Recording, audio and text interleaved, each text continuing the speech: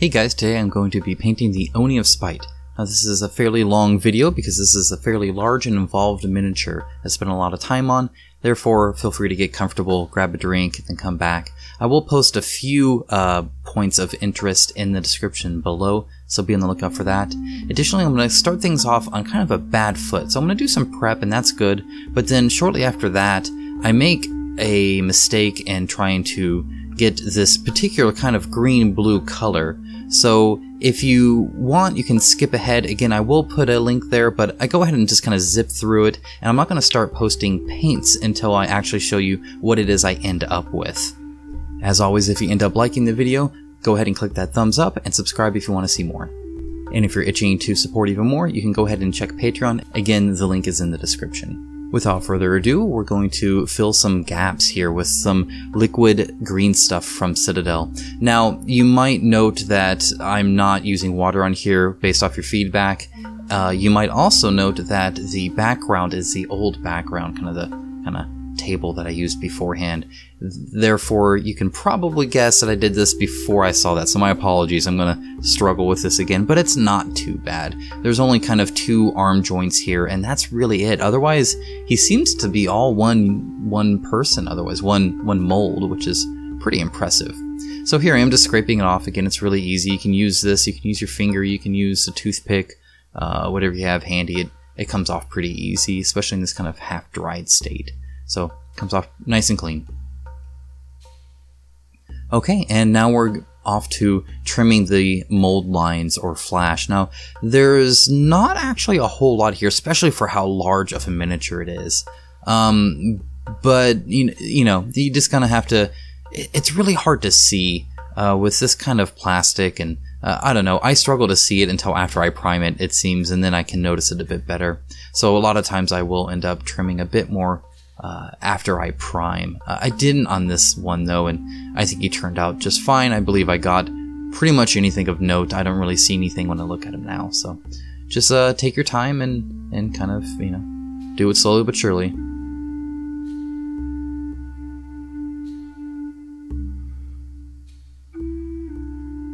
Okay, so this will be a little bit different. So I'm going to add a whole bunch of skulls. This is the Oni of Skulls after all, and I have this skull package from Games Workshop or Citadel, and so I figured I'd put a whole bunch of skulls in the base. Now, normally you would not use a X-Acto knife to cut this off, and instead you would have this kind of little, they're kind of like wire cutters that you would find in any hobby store that would allow you to pop these off. Additionally, these skulls you can actually just twist off, no problem. I don't realize this until much later on, but either way, you just kind of pop these off, and you know, no big deal. And then you got to trim them all. They do have a little bit of, okay, you don't have to trim them all, but you didn't have to do it on the unit too. But I did it on the Oni of Skull, and therefore I'm going to do it here as well.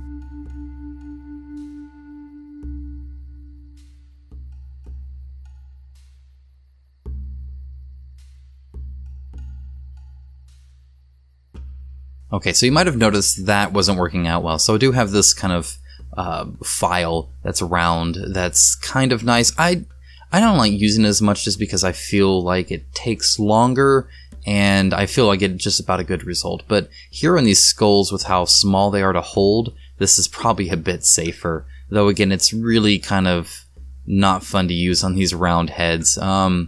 And it's kind of time consuming. So I'm not going to show you the whole bit, but I'll show you enough just to kind of give you a general idea of my process here.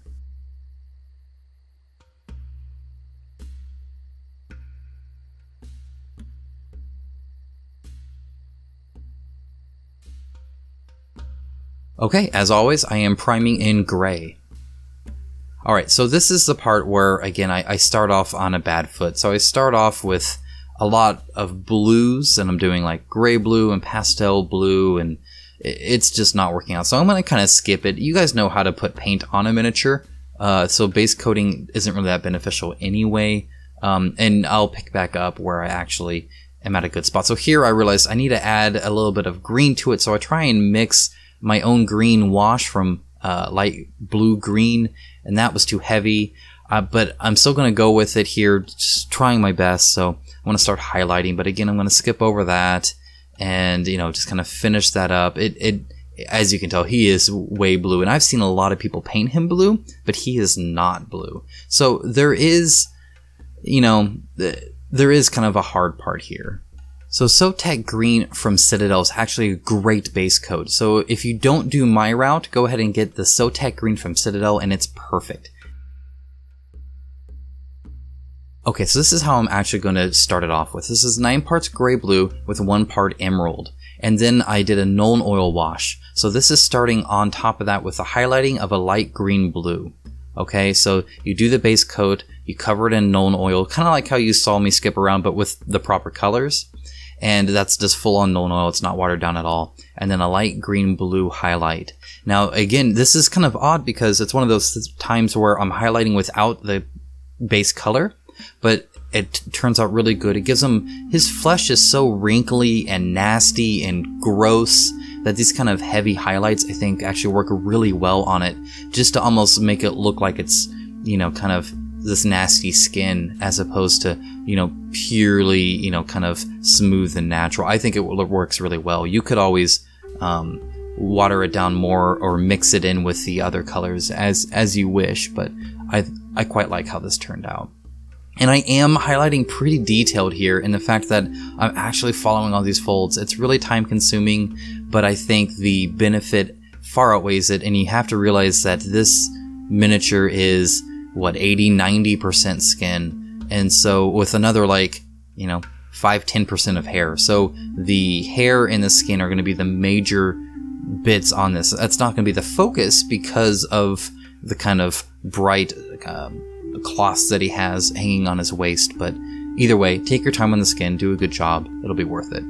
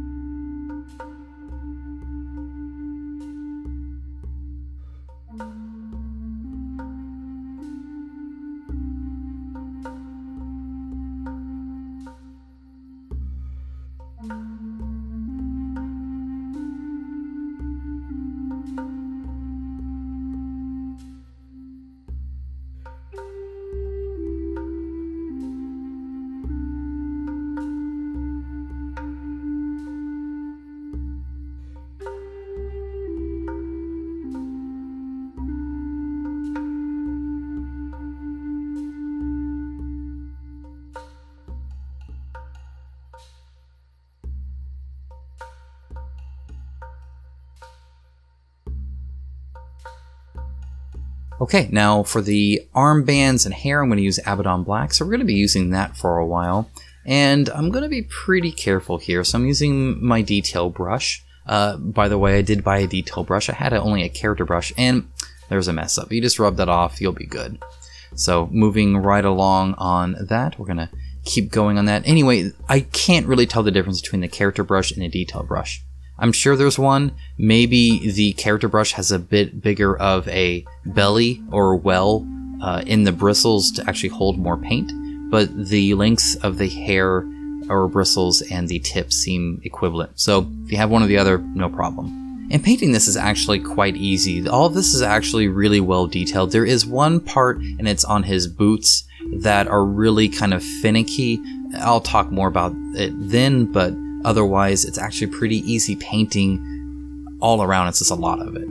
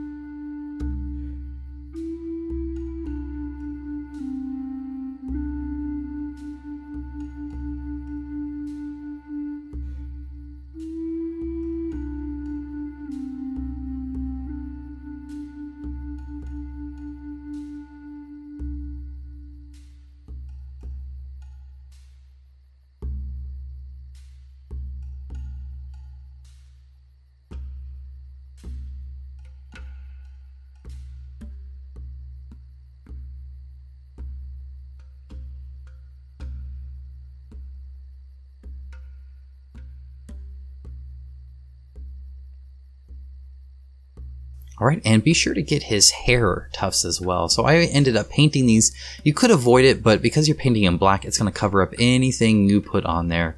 So I wouldn't worry too much about it, and it'll make your base coat a little bit easier on the skin, and then you can just paint over it in this black.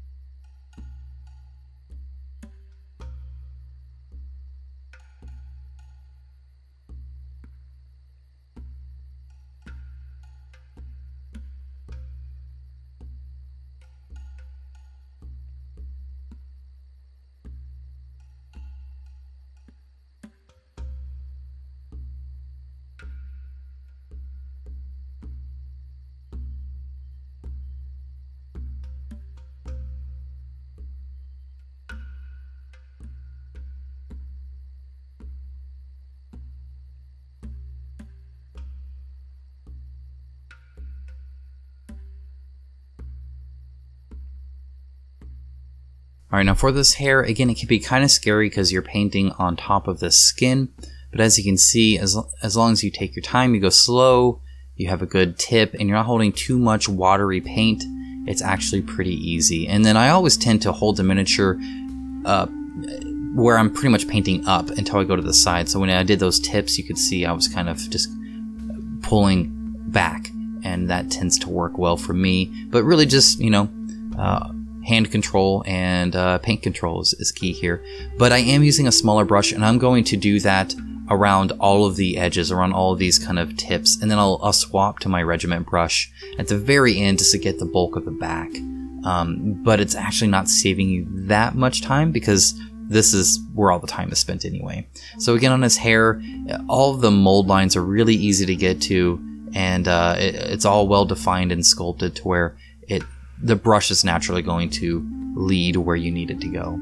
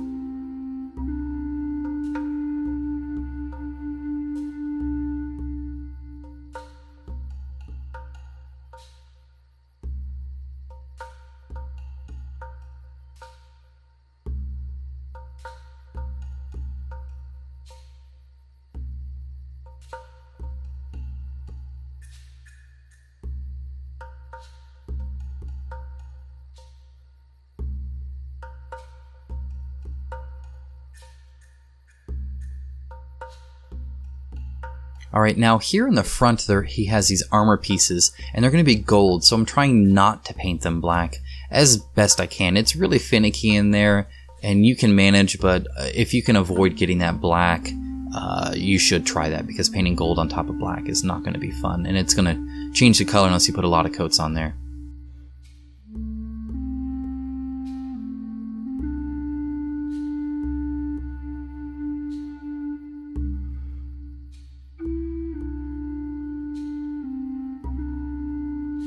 Alright, so I'm going to go on to a black-gray dry brush. I want his hair fairly dark. I want it to be very good stark against his blue skin, and I want him to be kind of menacing, and I think darker hair will help with that. And so I'm actually not going to brighten it too much with highlights. I could go, if you wanted it more defined, you could do an Administratum gray or just a lighter gray in general. Even Mechanicus standard gray would be, brighter than this, but really I wanted it kind of a little bit darker. Alright, so now I have this is the same gray, and I'm just kind of painting in these a little bit thicker lines for highlight, and it also allows me to focus more on parts like towards this top here where it's coming down, on his chin that's kind of jutted out, just leading to a little bit more natural highlights, and just kind of differentiating. So now you have kind of a heavier gray and then a lighter gray. And on the textured kind of armbands there, I'm just following the pattern. So there's kind of a triangle pattern where it's woven together, and I'm just dabbing it in each one of those. I do that on the belt as well.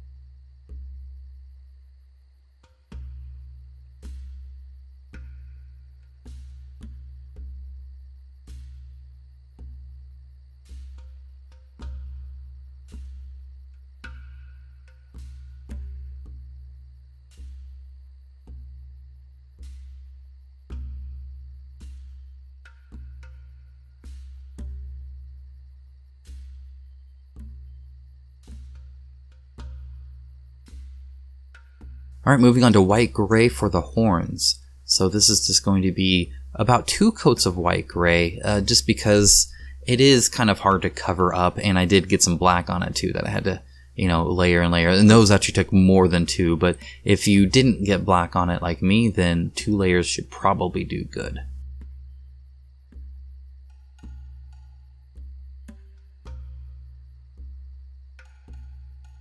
Okay, then we're going to add some Nuln Oil into the horns, and this is just to give it a bit of definition here. Now I start out a little watered down, and I'm ending up kind of full on Nuln Oil, so I would just go straight to the Nuln Oil. Alright, and then we're going to go back to that white gray, and this is just to add just a little bit of definition on those tips and make sure they're not kind of muddled by that Nuln Oil. But really I wanted his horns a more natural appearance, and therefore they're a little muddy and not super clean. And I'm okay with that, but if you wanted it clean, you might want to target the Nuln Oil inside instead of just rubbing it all over. Anyway, orange brown on kind of the scabbard here, and he's gonna have several different oranges, 3 different ones to be precise, which is kind of interesting. I'm surprised that he has so much orange on him, I should say, but either way I have plenty of oranges at this point. This is more of a brown, but a parasite brown probably could have worked too. It's a little orangey, but I wanted it a little bit brighter than that.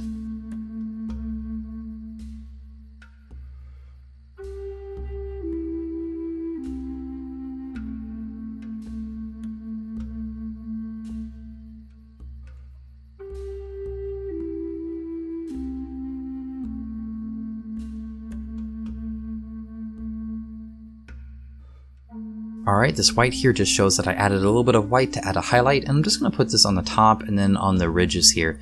It's mostly going to be a fairly flat color because it is just kind of a very straight scabbard, but kind of on the edges I'm going to give a highlight, and then on the very top I'm going to get a highlight.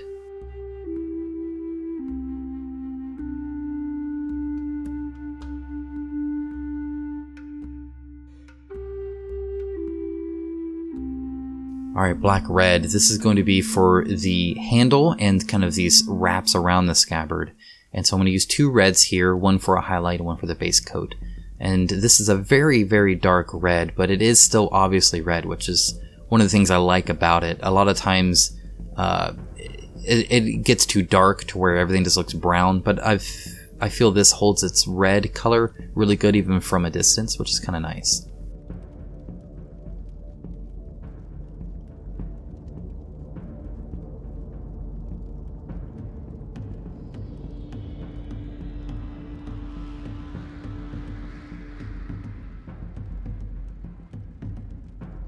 Alright, and burnt red is going to be the highlight here. And again, just like the belt and kind of the arm wraps here, I'm following the shape of the woven pattern here. And I think that little bit of splash adds a lot. You're going to be seeing me doing this a lot on this miniature just because it has so much texture built into everything that it's really easy to do. And on these, I'm just giving it a little dab on the hilt here.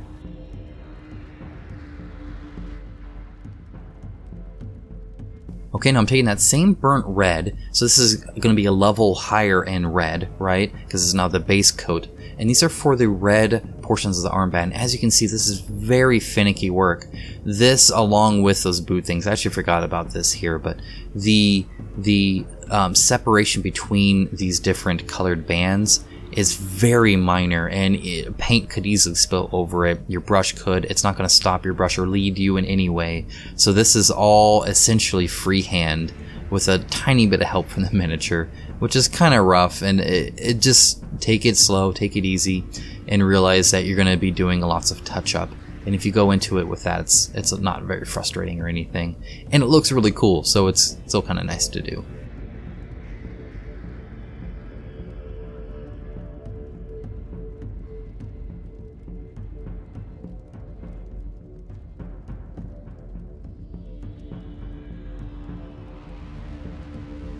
Alright, Evil Sunz Scarlet. So again, I'm going to just follow the same kind of pattern it has and just kind of rub this on the top. Now, I'm not super careful about this in the sense that I'm not going as slow as I would on eyes. As you can see, I did almost that whole row there in the amount of time it took me to say that. So that means that I do miss a few, but honestly, it still looks great. You're not going to notice that. Really what you're trying to get is just the general sense of the different bands, in which case it's going to do that no matter what.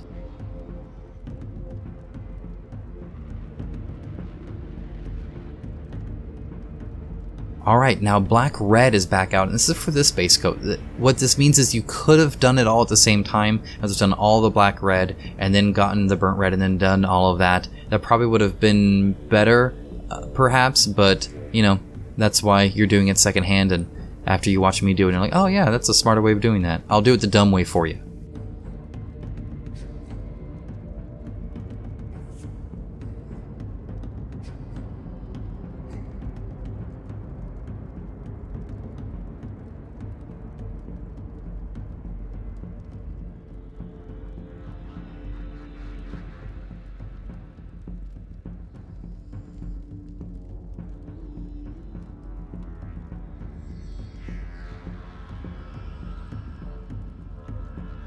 Okay, next is Nuln Oil. I'm not going to highlight this one at all. I want it actually darker anyway, and so what I'm going to do is I'm just going to let it pool in the recesses, and that will darken it back up. Now, you could try and get the brighter red and darken it up with Nuln Oil, but I fear brighter reds and Nuln Oil tend to look dirty and messy, as opposed to, you know, kind of nice and crisp like this is ending up. So, if you try it, let me know how it works out.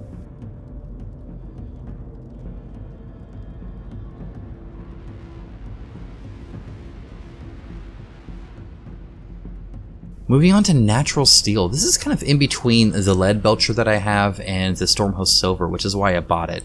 And this is kind of a very nice standard gray silver, which is, you know, natural steel. It works, and I quite like it as a base coat, especially for brighter swords like this. I think this is, in other words, I don't really have to do a Nuln Oil on the sword itself. It'll be just fine. Speaking of Nuln Oil, let's bring that out and put this just in the shadows here. So I'm putting it kind of on the back side of the hilt, and I'll put it underneath his shoulder armor.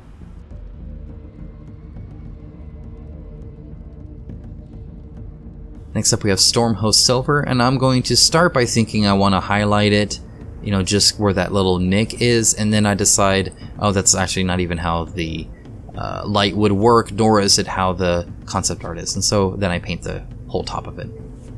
Next up is Ivory, and this is going to be for the teeth and the rope here. So right now I'm just painting the rope. Now, alternatively, you could do this after you paint the bones, and I think you might have a bit more luck. But I wait to paint the bones until the very end, just because I'm putting them on the base, and so by the time I'm doing that, then I'm doing all the bones at once. So, you know, whatever. The teeth, by the way, are really easy to do because they're very well defined on his face. On his knee faces, or whatever these things are, I just wipe them across, because I'm going to follow up with this Seraphim Sepia.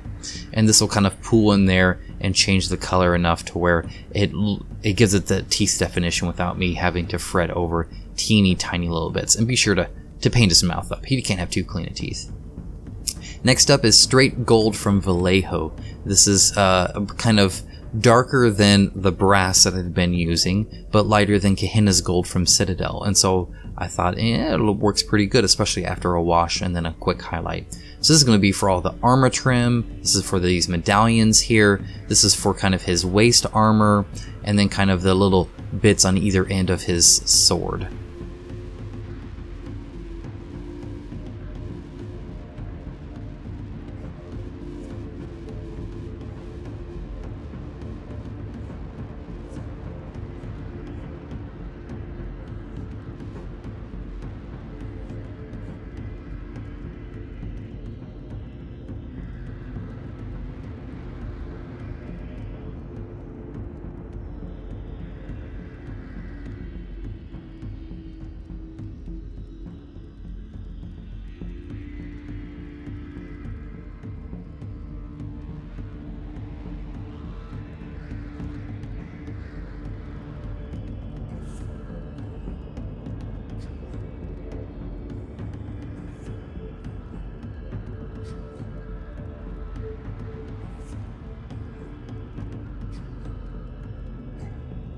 Now I will say right here, take your time. You're going to mess up and have to touch up. It's just going to happen.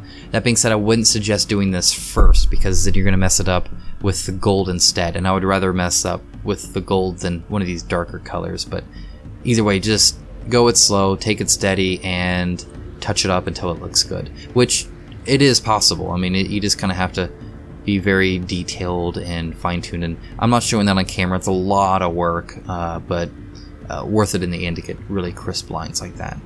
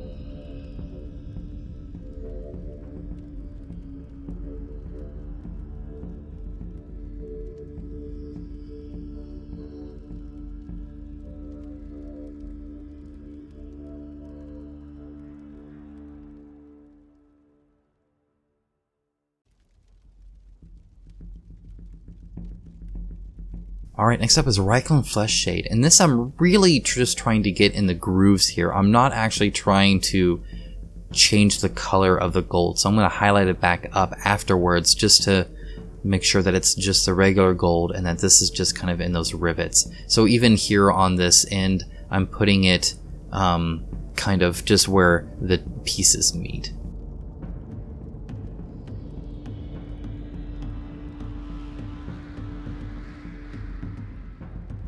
Okay, so here it is. I'm just highlighting it back up where I don't think it should be colored and instead should just be the regular gold.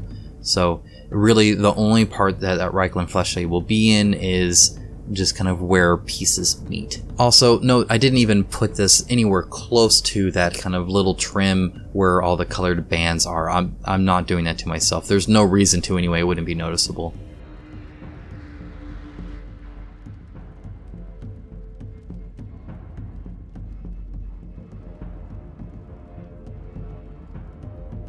And while I have the gold out, I'll go in and paint the parts on his ears and in his hair that I forgot about, which is funny because I remembered when I was painting the hair.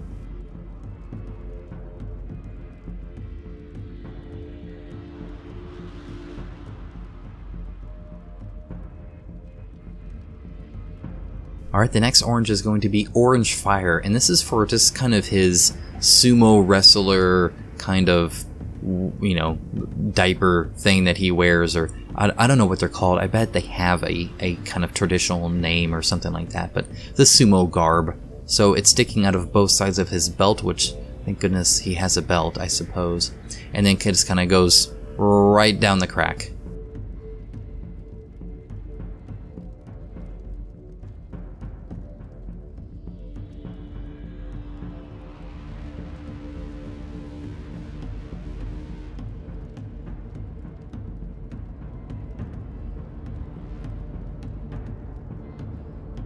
Alright, next up we added a little bit of white just to do some highlights, and then we're just doing it on both folds. So they kind of fold, they have two folds on either end, and so I'm just kind of gently getting those. It's just one level highlight, not too bad, and again it adds a whole lot to it.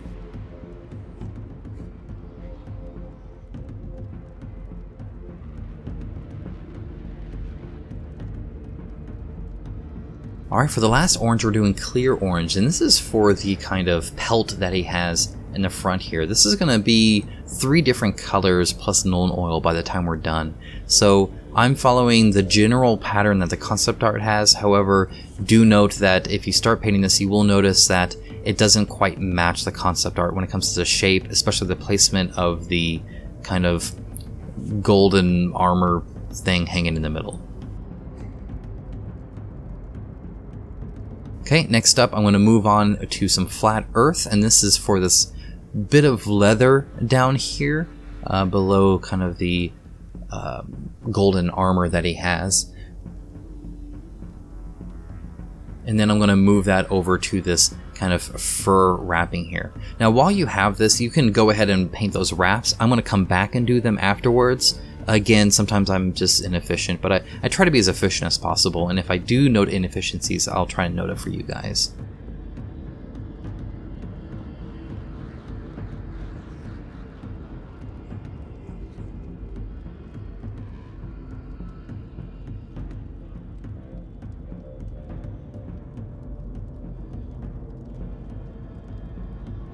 Alright, next up is white gray, and this is going to be kind of the middle portion or the main other color in this design that he has here on this pelt that I think is really nice and contrasty. I water it down a little bit and feather it out just so it's not too crisp. And then chocolate brown. This is a new brown I bought for this, and I think this kind of chocolatey brown works perfect for here because you don't want to get too dark and contrasting, but you want it noticeable, and I think this does a really good job with it. And again, you're just kind of gently painting these lines. It's organic and natural, so it doesn't have to be perfect, so it's really easy to do. So don't worry about it.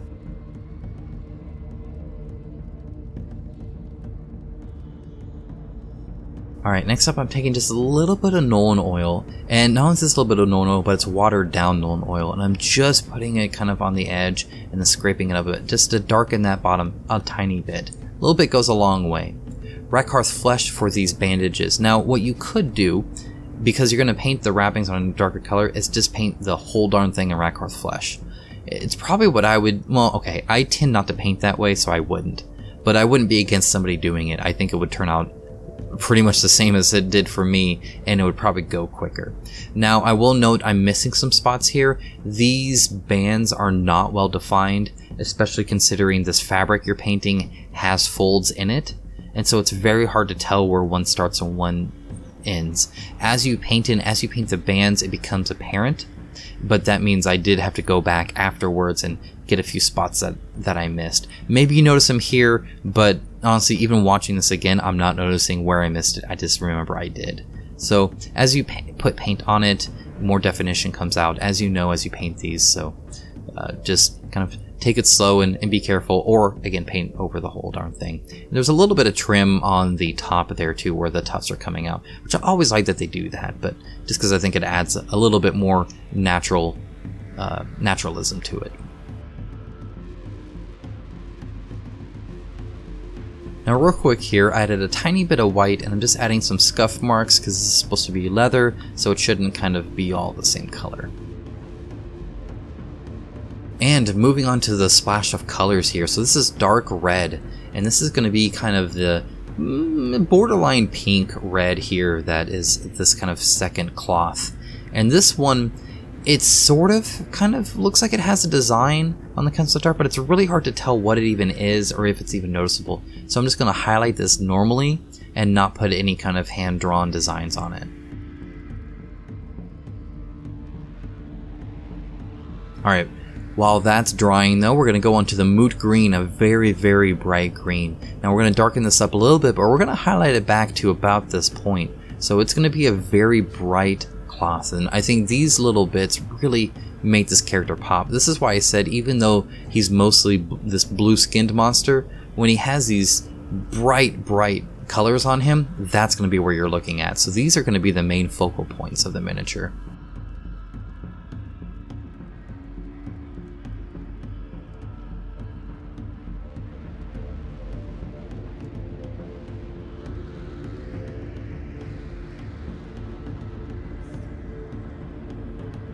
Alright, moving on to flat earth again to do these bands. Like I said, we're going to go back here, and this is pretty finicky detail. It's not hard to paint because it's just a straight lines.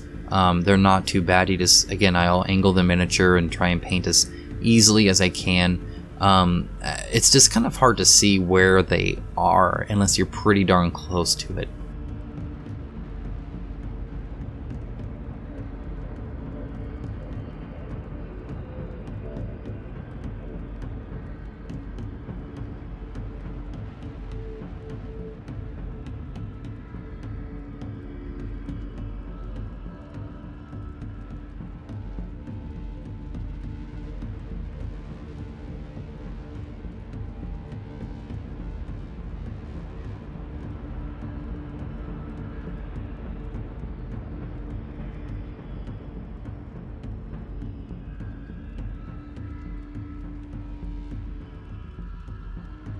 Alright, let's shade it with a Chthonian camo shade. So we're going to go ahead and throw this on with a small brush here, and then we're going to just kind of plop it on the rest of it. So here's a bigger brush and plop it on.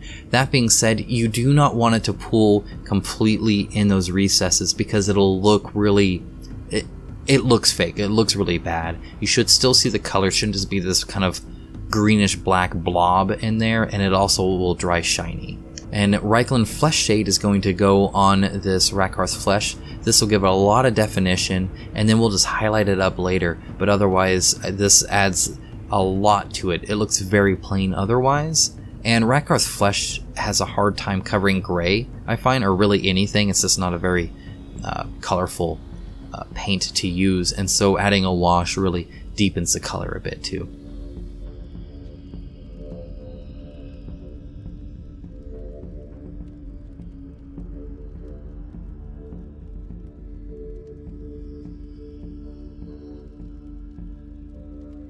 Alright, for the boots, we're going to keep on this shade train and do the Agrax Earth Shade.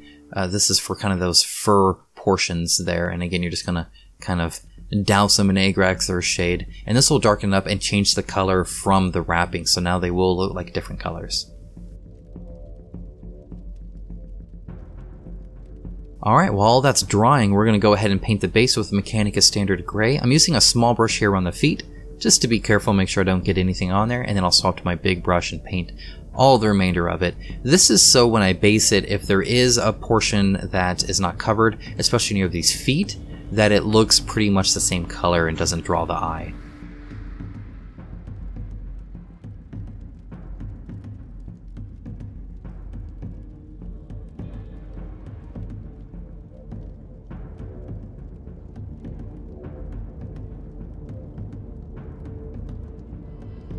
Alright, let's get those claws before we put any texture on this base as well. So burnt red back out for these claws. You could have done this before, though I feel I would have gotten gray on them if I had done them first. But, you know, perhaps you're a better painter than me. You probably are. So in that case, go ahead and do that when you have this color out. Now he does have some nails, but he doesn't have nails really on every finger, so I kind of have to invent them by just putting a little dab on them. I tend to not like doing that just because I feel like I shouldn't have to, not because I'm necessarily against it.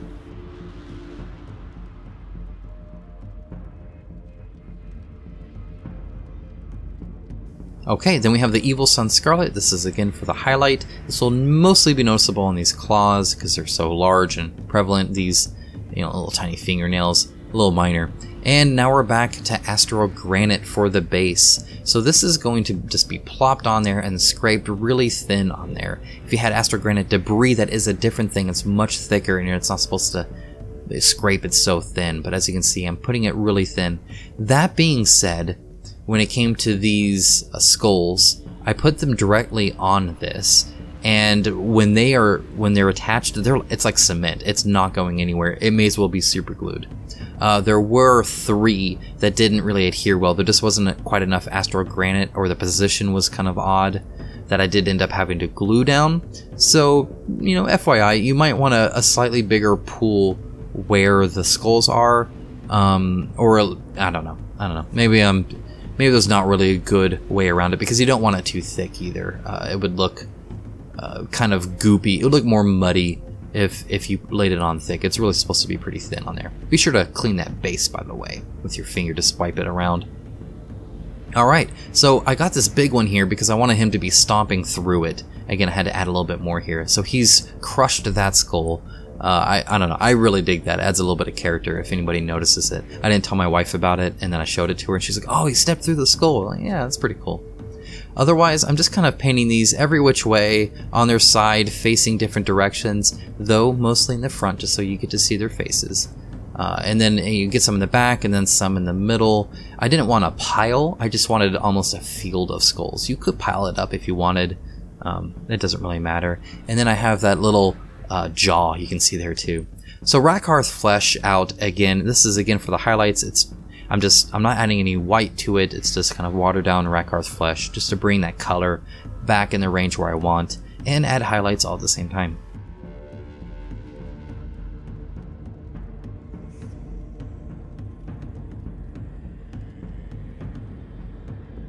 Alright, this is a flat earth dry brush on this fur here. Again, you know, really easy peasy, just kind of wipe it as you would. And then some white just to add a highlight to this dark red. And so I'm going to actually do 2 levels of highlights here. So first is kind of this first pass here, and it's very, very minor. There's not a lot. There's not a lot here, so it goes really quick. All right, then add a little bit more white, and this I will not add in quite as much spots, and just kind of adds a nice transition. Okay, and then we're going to highlight the green. So this is the moot green back, but again watered down. So this is straight up moot green. There is no white added to it yet.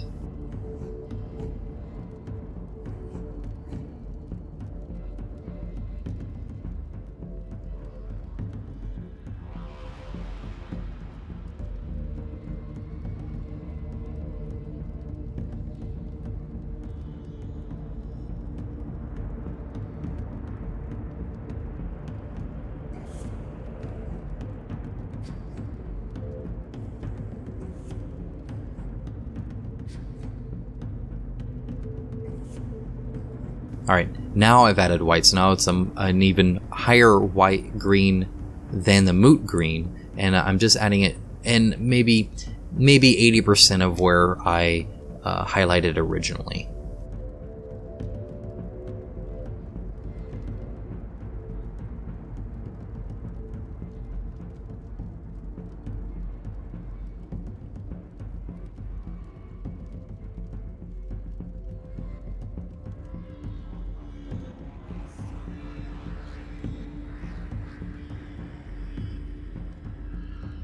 Alright, next up, Nuln Oil. I'm going to cover the whole base in Nuln Oil.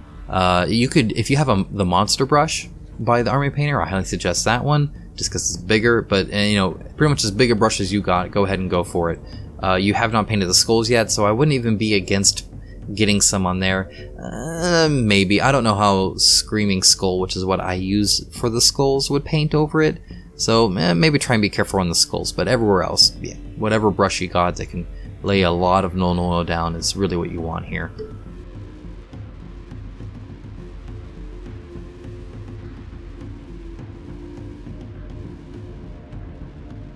Speaking of Screaming Skull, let's go ahead and paint these bones. So let's actually start back up here. If you recall, he did actually have 2 bones and a skull of his own. I will note that the skull on him is not nearly as well defined or nice as the skulls I laid from Games Workshop down. Obviously very different plastics and different purposes, and you know, different delivery techniques, but yeah, no, these are really nice comparatively. Now I want to add a dry brush later on of a gray, so it's okay if you get a little bit on the texture. Just paint it. I painted mine with Mechanica Standard Gray, and that blended it almost perfectly anyway. And then on top of that with the dry brush, it's not even noticeable. So it's okay if you get a little bit, but yeah, try and be careful. The main part here is you want to get all the angles. So you want to keep spinning it around and making sure you get every little bit. You could, if you found a fancy way to paint these beforehand, but they're so tiny that I feel that would take a ton of time, and it's easy enough just to get them here.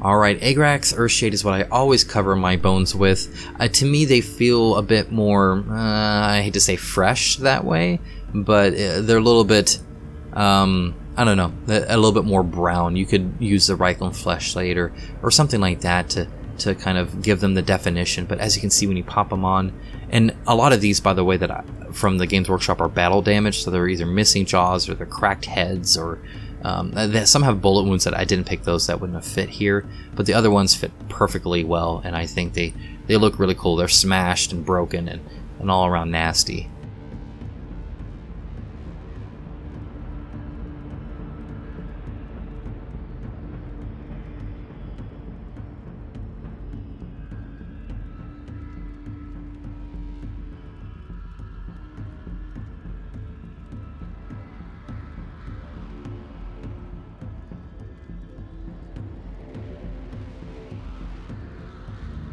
Alright, next up, Screaming Skull again. This is watered down just to kind of bring back some highlights and really give the definition and color back to them, because you don't want them necessarily brown. You just want the recesses kind of nicely defined.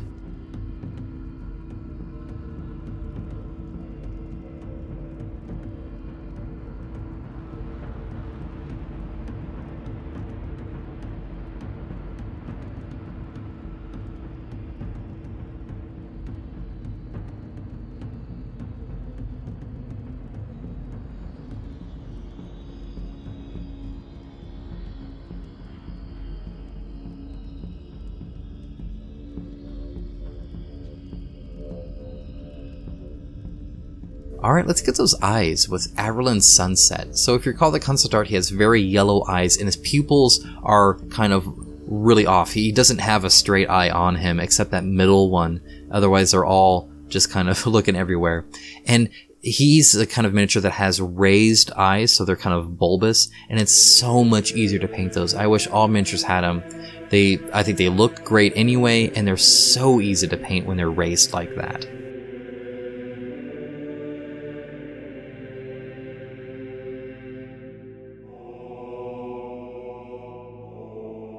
Alright, so Abaddon Black for the pupils, and again, I am purposely going off-center. It's just like the concept art. Go ahead and check that again if you don't believe me, but it adds a lot of goofiness to him a little bit, and maybe a little bit scarier too. So this one's kind of dead on, but otherwise, the rest are just going to be kind of looking every which way. And also he has two little horns on his head that I had completely forgotten about, but those are black, so while you got the black out, go ahead and paint those in. And moving on to the Administratum Gray dry brush for the base. So again, we're just going to kind of plop this on. Now at this point, everything around it is painted, so be a little bit careful, but again, it is a dry brush, and therefore there's not a whole lot of paint or worry about it getting everywhere. And you do want to get in between all of those skulls.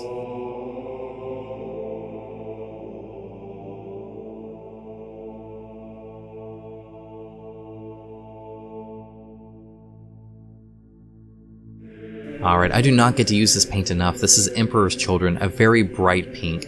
And we're adding little tiny happy flowers to his cloth here. I love the pink and green cloth with kind of the nice kind of design here. And right above this field of skulls. Now, I will say that while I think this is color accurate or pretty close to it, this bright pink on this bright green, at least to me, in normal lighting is very hard to see. You can see it here pretty well, I feel, but I don't know how well it'll be noticed unless somebody really picks it up and looks at it. You could go for a darker pink and that would probably help. So, you know, try it whatever you want. Okay, so this is something new. This is by the Army Painter again. This is Highland Tufts. I'm taking 3 of them, 3 different sizes. I place them on there, and then I'm going to pick them up with my tweezers. They're not really sticky on the bottom, so they just kind of set there. Dabbing it on the top of a, you know, kind of an Elmer's glue, PVA glue bottle, and then dabbing them back on. And so now they'll be glued on there. So again, just taking one, dabbing in glue, popping it down, and then at the very end I'll press them down a little bit. Okay, time to varnish this. So here's the Citadel Munitorium varnish. It's a matte varnish. And then after the matte varnish dries, I'm then going to take some gloss coat. This is Tester's gloss coat. And I'm going to brush this on ever so slightly. If you want links to what I'm using, by the way, especially when I don't post it, they will be in the description below. Now, I'm not worried about getting this on everything, but just a general slight sense of shininess. I'm putting a pretty light coat on this.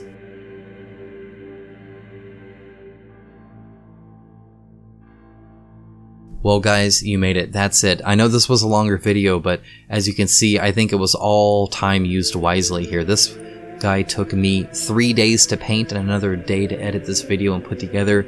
So it was really almost a week-long project, but I think he came out fantastic, and I really hope you guys enjoyed him. Again, if you did, go ahead and hit the thumbs up or just let me know in the comments below. I would love to hear, you know, just your thoughts on him, or, you know, your thoughts on these kind of miniatures in general.